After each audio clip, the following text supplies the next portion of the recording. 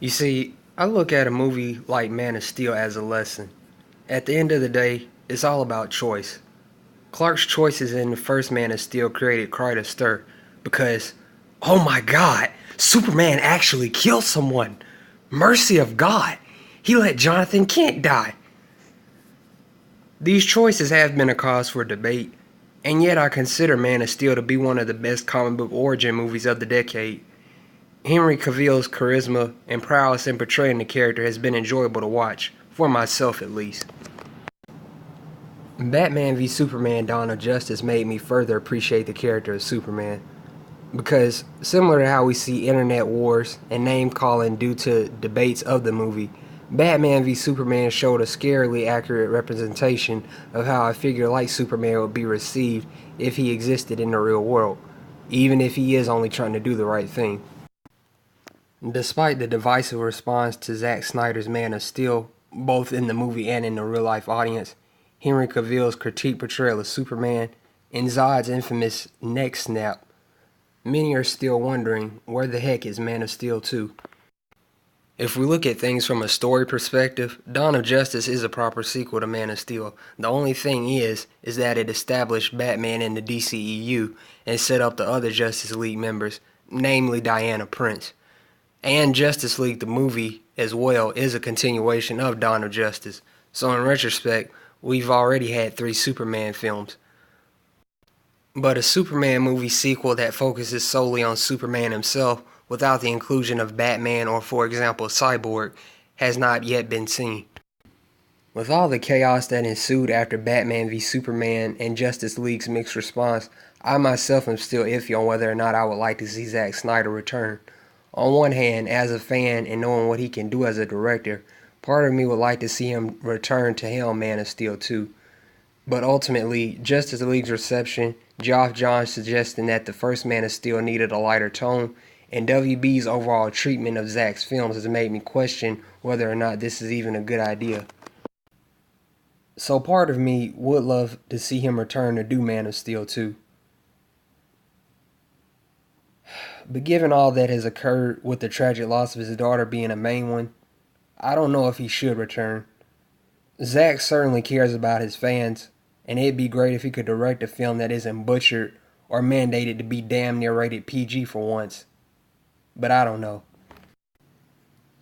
We've seen Zod and Feora, we've seen Lex Luthor and Mercy Grace, we've even seen Doomsday. Yet the glimpses we saw of Krypton and Man of Steel made me excited at the thought of seeing other of Superman's infamous foes on the big screen. I for one would love to see Brainiac as a potential opponent in Man of Steel 2. Though given the events that have occurred in Dawn of Justice and Justice League, it is clear that Darkseid is not far off, even if Steppenwolf was a disaster. Someone last year suggested Jude Law as Brainiac, and given how much I enjoyed his outing in last year's King Arthur villain role, I definitely think it could work. One other antagonist I'd like to see is Metallo, and perhaps even Bizarro, though fucking up Henry's face is probably hard to do. So if not Zack Snyder, who then could direct Man of Steel 2? Even though Matthew Vaughn is reported to be in talks, I would personally much rather him handle a movie like Flashpoint and get to work on Kingsman 3 and the Nowhere to Be Found Kick-Ass 3. J.J. Abrams, Darren Aronofsky have both expressed interest, though George Miller and, as you can see, Brad Bird could ideally make a sensational sequel to Man of Steel, in my opinion, given the opportunity.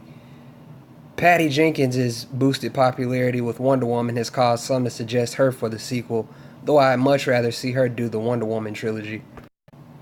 Where Clark Kent goes next and what Man of Steel 2 has in store for Superman is also a mystery. While Justice League's credits hinted at Legion of Doom, Lex Luthor's inclusion in a Man of Steel sequel is also a mystery. I'd certainly like to see more of Krypton, even with the Krypton TV show premiering in March, and more of Superman in outer space. However, I do think Henry does very well in playing Clark Kent, and Lawrence Fishburne is too enjoyable to miss as Perry White. Crime wave in Gotham. Other breaking news. Water. Wet. Man of Steel 2 could certainly be a starting point for Adam if he isn't seen on the big screen before then.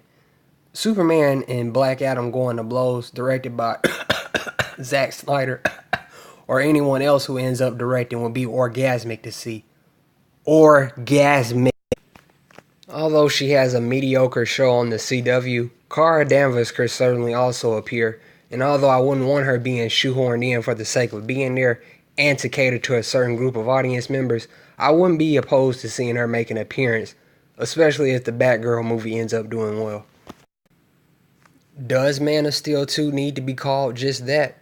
Man of Tomorrow certainly makes for an interesting title, and given that it's been 5 years since Man of Steel, 2 years since Dawn of Justice and Suicide Squad, and a mere few months after Justice League, we still have to wonder, where the hell is Man of Steel 2?